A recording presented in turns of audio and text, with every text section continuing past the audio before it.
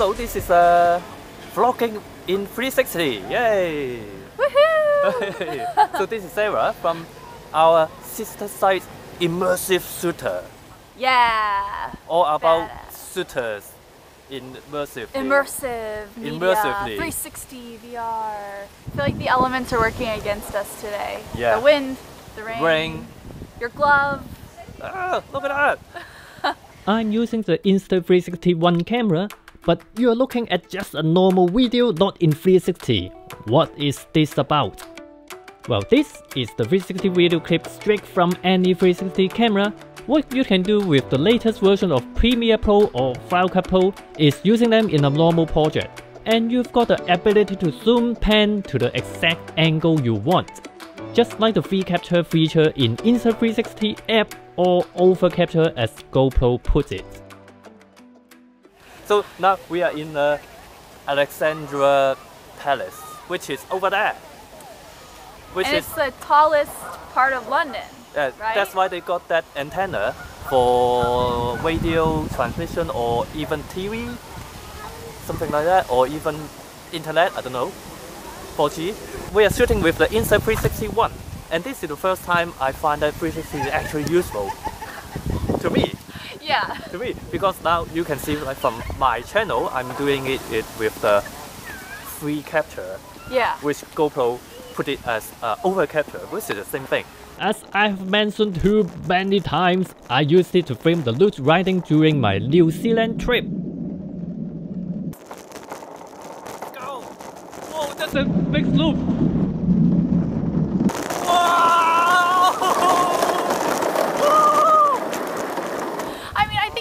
I love over capture, free capture, whatever you want to call it, because it's so nice that you can get like really cool point of view shots that you couldn't get in any other way. But at the same time, the quality is like, yeah, you know, well, especially the Insta. Ooh, look at that! Yeah, the quality is not there. I'm good with that, especially with bad lighting. One thing about shooting with 360 is that it looks like having a virtual cameraman filming for you. Now this is so this is kind of the footage you can't get with any other cameras. Look at that. Look at us. You're over the water. Look below you. Your turn. All right. Whee. Oh, now this would be cool to bullet time. Whee. Buffet. Oh. Maybe I'm be like Trump. Got rain on the lens. Yeah, that's one thing because the lens is so small. One tiny little raindrop is it looks so big in video. Yeah, it does. You know what though? One thing I did see that was kind of cool for shooting in rain is they're literally making 360 camera condoms. Like they're like thin plastic sheets that supposedly don't mess up the optics too much. That just like suction to your camera. Do you know there's some product like that, or do you actually put condoms on it? No, they're like, there's a legitimate product. Okay. Oh, I just scared all the birds. I was thinking, I haven't seen the condom that clear. I've never seen one that way. Well, I didn't try a lot of different brands. Well, anyway. You're a loyalist. As we mentioned, audio is kind of a problem. Yeah. Because, I mean, I got a mic. I got one mic, which is a lav mic and a small recorder. Got a problem though, this is not even working. What's the problem with Dan? He gave me a flat battery. My boss. It's always Dan's fault. Hi boss. Everything is Dan's fault. Yeah. Hi boss, your fault. We're still using a built-in mic. Yeah. And then it's not working well in the wind. We can use this, but this is only good for one person. Yeah. And so we have to share. Yeah, but then if we try to, of course we can get solution like get two mics, get wireless mic, set it up for two, and then put in a recorder, and then it get in so much complicated for vlogging. Because of course for other kind of vlogging with a normal camera, you just use a shotgun mic, then you point it to you when you're talking, you point it to me when I'm talking. That's totally fine. There's nothing to turn on and off, set up, this and that. Yeah. As Sarah is our 360 expert, I think I will take the chance to ask her about the situation of 360 these days. Oh my god. So I want to ask you that for 360 video, for consumer side, it haven't really take off yet. But then you will still heard a lot of news about this company still doing a lot of VR stuff, that company still doing a lot of VR stuff, really cool stuff. But then on consumer side, like if I go to Facebook, I will see a credit card promotion with VR. Like, what the point? What's the point? I'm not going to click into that just for credit card promotion. Just tell me what's the deal. I mean, I think it's hard to say because I think a lot of times like people still think of VR as like gimmicky. They just want to do it because it's like the new thing to do, even if also, it's not the like, best. It kind of like the content creator only just got told by the boss of the client that we have to do this. Yeah, we have to. Yeah, it's the new thing. We have to offer it. Yeah. And like also you can charge a ridiculous amount. Yeah. I think that the thing that's coming up next is, you know, Nokia's a perfect example. Like everybody acted like when Nokia said we're not building an Ozo 2.0 that it was like Nokia's bowing out, like this is terrible for the VR industry. This just shows that, you know, it's not going the way that we planned.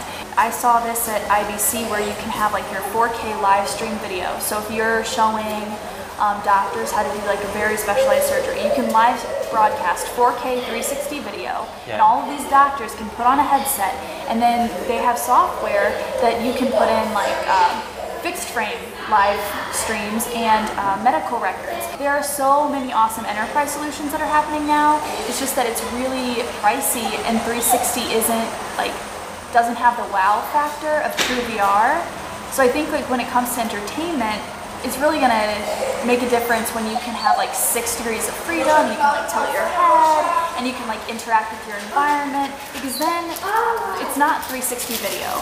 It's literally the best of video and the best of gaming combined into a totally unique new medium. Like I'm not talking like tomorrow, I'm talking like 10 years from now. But when a VR headset becomes our computer, it's not that whole pain in the ass of like, you have to pick up your headset and put it on to watch a 360 video. You just click on it, or point to it, or gesture to it, or look at it, and it plays. And you can turn around, and it's more of that like quick consumer, that like consumption that we're used to. But that's a long way off. Because the first time I played with the Vico Filter 360 and the codec, even more basic than even now.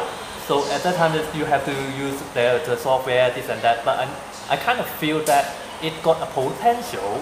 For now, I'm really excited about like overcapture, free capture. I'm not actually excited about 360 video yet. It's good for car racing, fight jet, spacewalk. Well, I think it's a totally new medium. Like we can't do everything we can do, or we shouldn't do everything we can do in fixed frame in 360. Like in 360, where you are is a character in your story. You have to think about it like that. So if you have a bad space and you're trying to shoot it with a 360 camera, like you can't do anything. One of the bad things about 360 is that you can see those. Oh yeah, that's not so. You can see everything. Well, you know what? Maybe that's just to show that life isn't as perfect as what we frame it to be in the camera. No. 360 is real. It's raw. For now, like content creator haven't figured out. Squirrel. Look at that. Oh my gosh, it's so fast. So content creator haven't get used to, or haven't figured out what's cool thing I can do with 360. And then obviously client and boss, we have to do that. You know, even though you say that you're not pumped about 360, you like the overcapture, I'm pumped about 360. But I'm also pumped about the overcapture, because then people like you are going to start shooting overcapture, and you're going to play with 360, and then you're gonna figure out what works. Figure out what I want to do with 360. Yeah, exactly. So like, I'm a big fan of overcapture. So can you shoot with a 360 camera to produce normal flat video? Yes, technically it works. I had also shot a large part of another video with 360 camera. The problem now is the quality just not there yet. Plus the extra effort you have to reframe in post-production. But I definitely will use it again for something specific. Not for everything, not for every day yet. What I'm sure is it is here to stay. For me anyway, and maybe for you too.